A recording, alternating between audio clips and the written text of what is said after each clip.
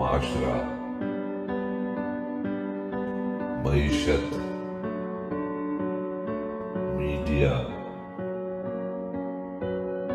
مذہب اور ماں۔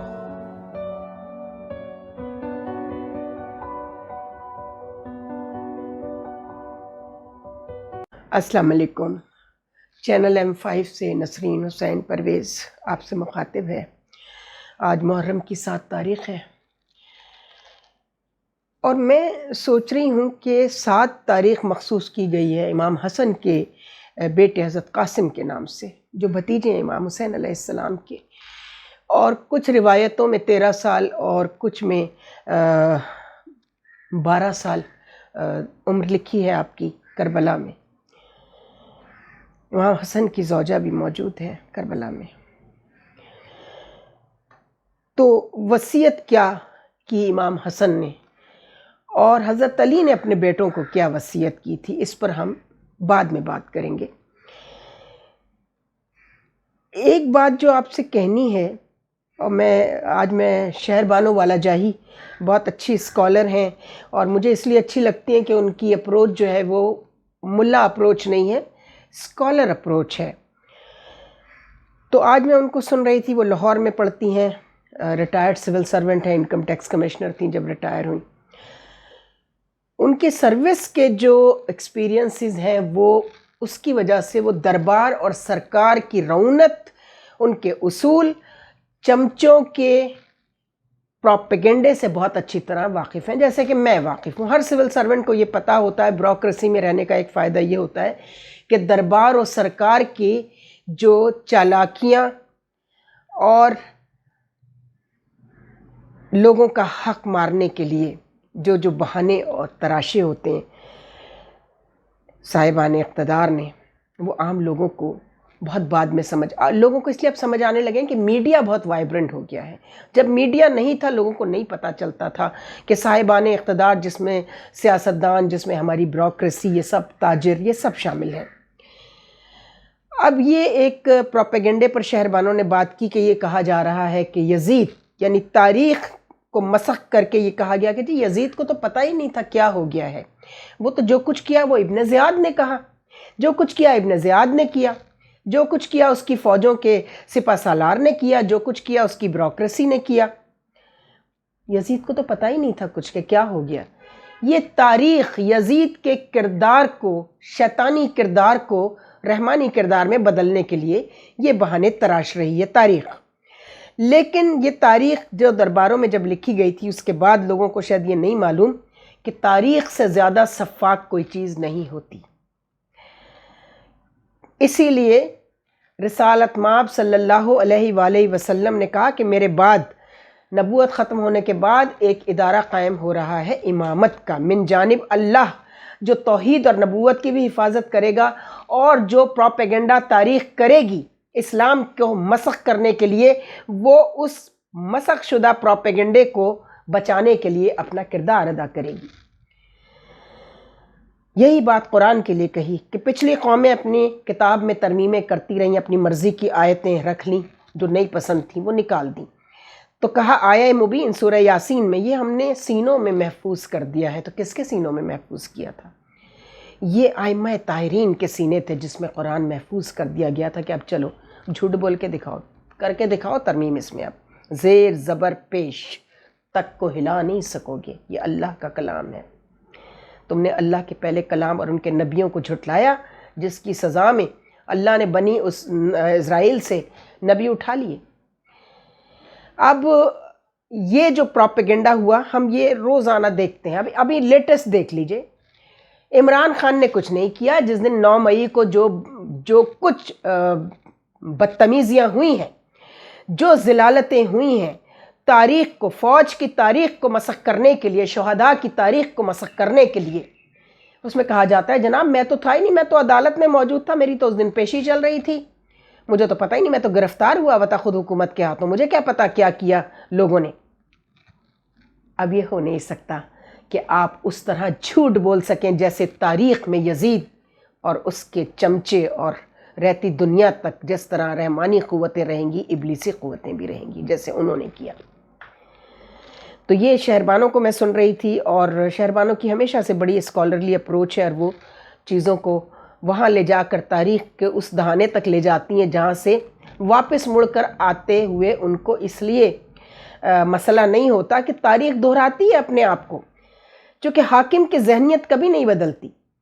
حضرت علی نے کیا کہا، مولا علی مشکل کشا کرم اللہ وجہہ نے کیا کہا کہ جب انسان کے ہاتھ میں طاقت آتی ہے، اب یہ طاقت کے لیے بھی ڈیفائن کیا ہوا ہے کہ ہر طرح کی طاقت، پیسے کی طاقت ہے، شہرت کی طاقت ہے، علم کی طاقت ہے، اور اقتدار کی طاقت ہے، اور حسن کی طاقت ہے، خوبصورتی کی طاقت ہے۔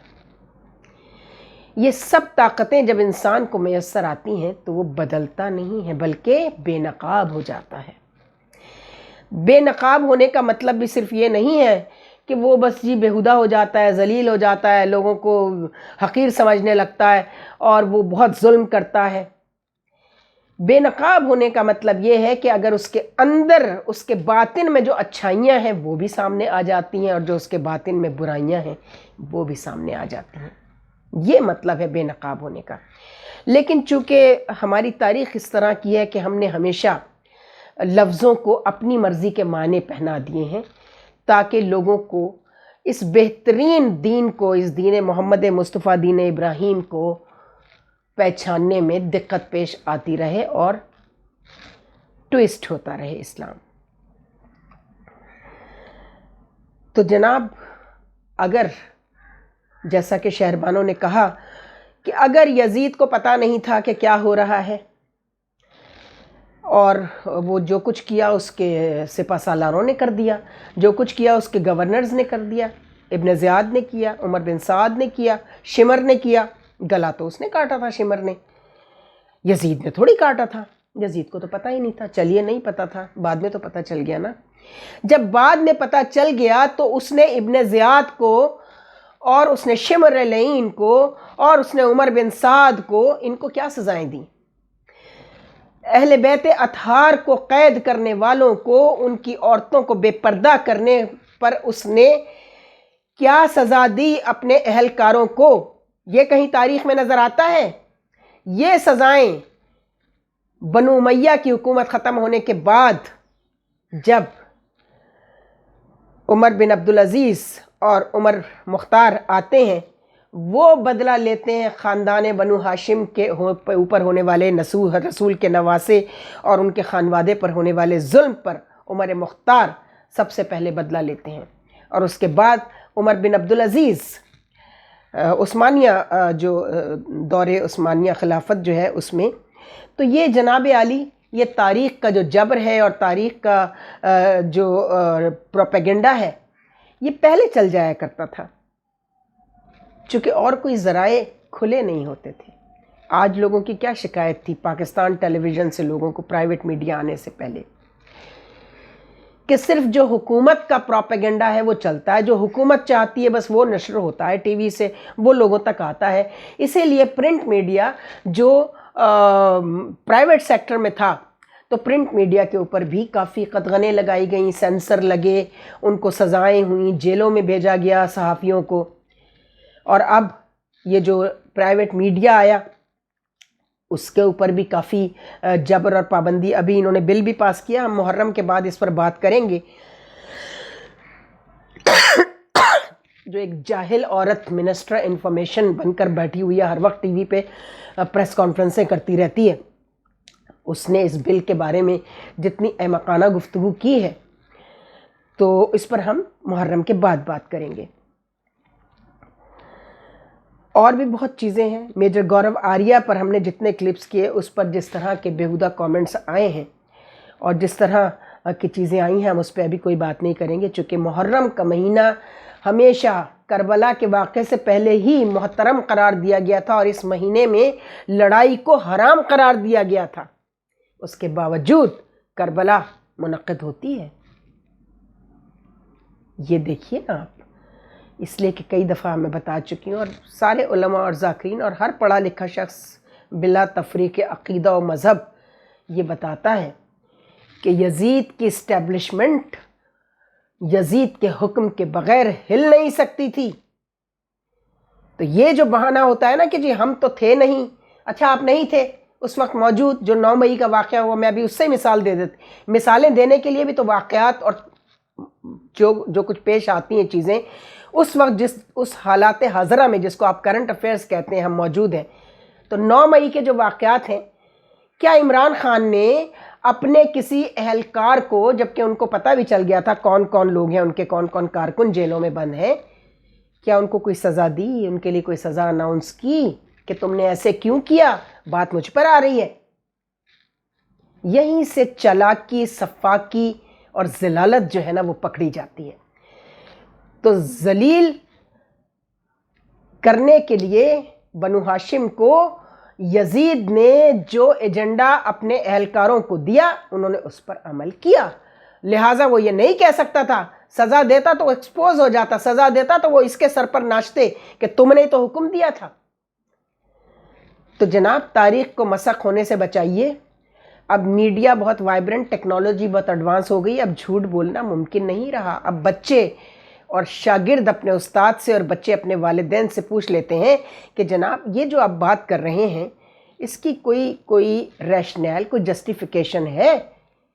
ہم تو پوری تاریخ انٹرنیٹ پر کھلی پڑی ہے پوری دنیا کی، بلا تفریق مذہب و عقیدہ. اب آپ اپنے بچوں سے اور اپنے شاگردوں سے جھوٹ نہیں بول سکتے، آپ اپنے عوام سے جھوٹ نہیں بول سکتے.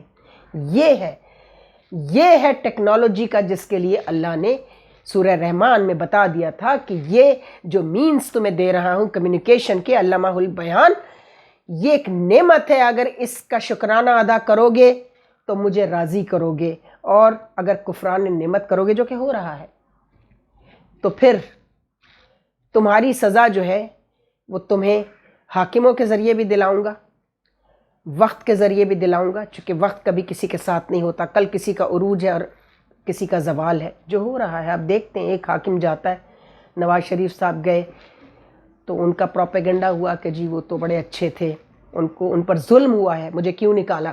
یہی یہ فرما رہے ہیں کہ مجھے انہوں نے سازش کی جو وہ امریکن جو وہ کیا بات کی جائے، روز ہو رہی ہے ٹیلی ویژن پر، بہانے کرنا کہ جی مجھے اس لیے نکالا گیا ہے. اس سے کوئی فرق نہیں پڑتا. تو یہ صورتحال ہے. اب آپ جھوٹ نہیں بول سکتے اور تاریخ کو مسخ نہیں کر سکتے. یزید اور امام حسین 2 کردار ہیں اور دونوں کردار سب پر واضح ہیں.